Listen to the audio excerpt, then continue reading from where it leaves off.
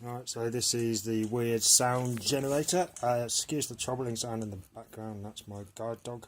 So yeah, this is a pre-built unit, but I've never had a case before. So this is basically what it's capable of. Setting it to the filter, don't want it to gate at the moment.